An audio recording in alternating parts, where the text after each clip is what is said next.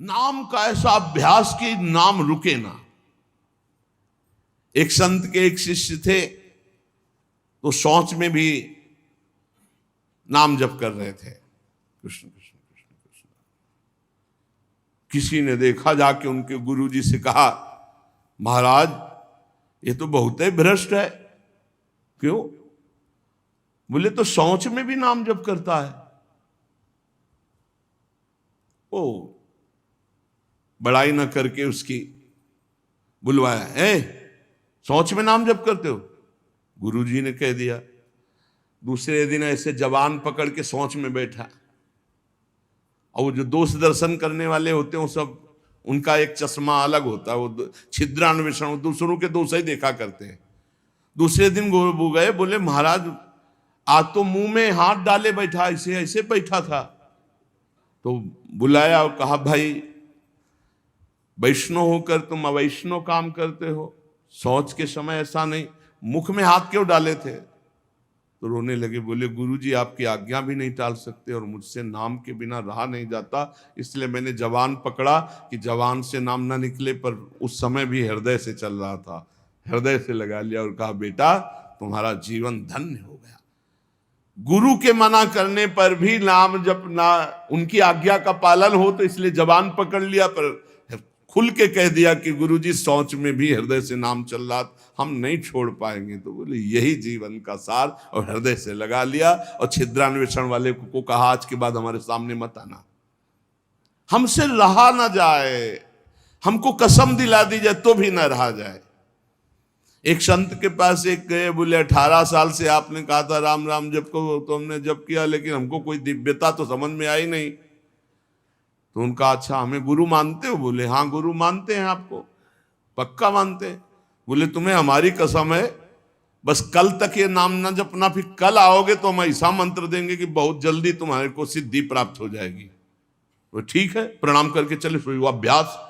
अब गुरुजी ने कसम खवाई तो सीढ़ी नहीं उतर पाए, रो के आए, बोले गुरुजी ऐसा तो नहीं हो सकता, अब नाम तो नहीं छूट सकता गुरुजी, आपने कसम खवा दी, इतनी देर में कितने नाम चल गए गुरुजी, अब ऐसा नहीं। बोले बस यही मिला 18 साल से, जो नाम में तुम्हें प्रियता हो गई, अब क्या दुर्लभ रह गया? आगे जब इसका फल प्रकाशित होगा तो सच्चिदानंद भगवान का मिलन। तो हमारा स्वभाव बन जाए कि रहा ना जाए बिना भजन के, हमारा जीवन भजन बन जाए। मत प्राणाहु से ही कहते, हर श्वास में भगवान का स्मरण।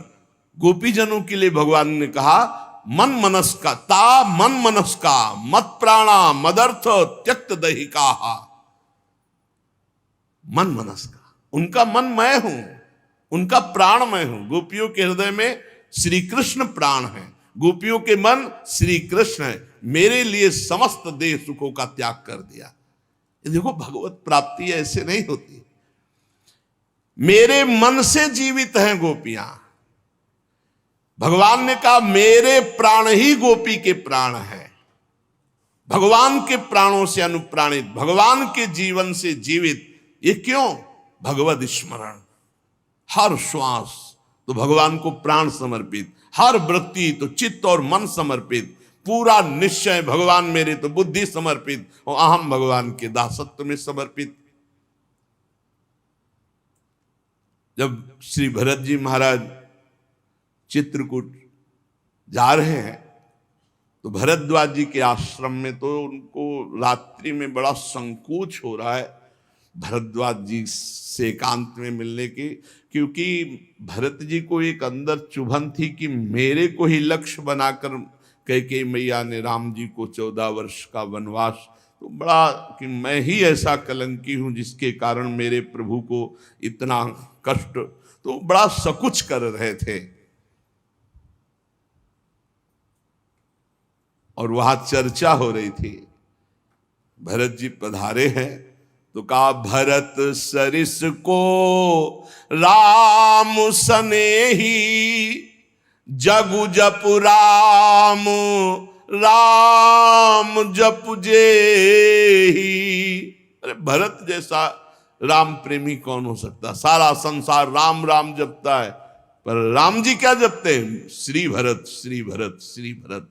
भरत सरिस को राम सनेही, जग जपु राम राम जपु जेही। भरत जी के समान कौन प्रिय? क्यों? भरत जी जैसे राम जी को निरंतर जपते, से राम जी श्री भरत ऐसा जपते हैं। प्रेमी का हृदय हर समय अपने प्रीतम के चिंतन में तन्मय रहता है। विलक्षणता उसी में आती जो निरंतर भजन परायण रहता है। भगवान का स्वभाव, भगवान की महिमा, भगवान का प्रभाव उस भक्त के हृदय में उतरने लगता है जो निरंतर भगवत चिंतन परायण रहता है। यहां सावधानी रखनी है। भजन परायण होने पर भी हमारे अंदर चाह नहीं पैदा हो रही तो कोई न कोई हम में त्रुटि हो रही है। जिसको अपने साध्य का पता है, मेरा साध्य क्या है, श्यामा श्याम, तो फिर राजी कैसे हो रहे हो? और से जब तुम्हारा साध्य श्यामा श्याम है तो तुम राजी कैसे हो रहे हो? और बात से, धन से, संपत्ति से, प्रणाम से, नमस्कार से, जब तुम जानते हो ये मिथ्या है, तुम्हारा साध्य परमात्मा है, तो तुम परमात्मा के सिवा अन्य किसी से कैसे राजी हो गए? साधना की विघ्न जिनसे हमें बचना है, ये विघ्न है। अपने आराध्य देव साध्य के बराबर किसी को नहीं रखना। ये बात समझो। किसी वस्तु, व्यक्ति, स्थान, घटना, परिस्थिति, कैसे तुम राजी हो गए कि प्रभु का विस्मरण? जैसे हम किसी व्यक्ति से मिलने में प्रभु को भूल गए तो वो व्यक्ति प्रभु से बढ़कर हो गया। किसी वस्तु के भोग में हम प्रभु को भूल गए तो वस्तु प्रभु से बढ़कर हो गए। साध्य की ओर जिसकी दृष्टि नहीं है वो साधक किस बात का? अपने को जो एकांत रूप से भगवत प्राप्ति के मार्ग में चलाया है उसी को साधक कहते हैं। और जो हर समय साध्य को लक्ष्य रखता है वही साधक, प्रवीण साधक है। अपने कार्य में, अपनी साधना में, अपने मार्ग में दूसरे की तरफ ताको झाको मत, चुपचाप चलते रहो। साधक को हमेशा ध्यान रखना चाहिए, हमें कभी लक्ष्य को भूलना नहीं है। हमारा लक्ष्य क्या है? खड़े हैं तो हमारी दृष्टि बिल्कुल मंत्राकार, कार्य में है तो नाम जप। जी जब पूछे क्या चल रहा है, आपकी कृपा से चल रहा है। उत्तर यही होना चाहिए, झूठ नहीं, सत्य ही होना चाहिए। लक्ष्य को भूल गए जिस मिनट, जिस सेकंड, उससे बड़ी हानि क्या है? तुम साधक क्या हो? हानि हरिवंश के नाम अंतर परे, का हनुमंत विपत्ति प्रभु सोई, जब तो सुमिरन भजन न होई। हरि बाबा ने एक दृष्टांत में बताया कि एक सिद्ध फकीर एक संत की झोपड़ी पर गए तो वहां गड्ढा बना हुआ था सामने और घुटनों का भी। उनका शिष्य और संत जन थे तो उनका ये क्या है? बोले हमारे गुरुजी यहां दंडवत करते हैं। कहा ऐसे चिकने चट्टान में भी गड्ढा बन गया, इतनी दंडवतें करते हैं?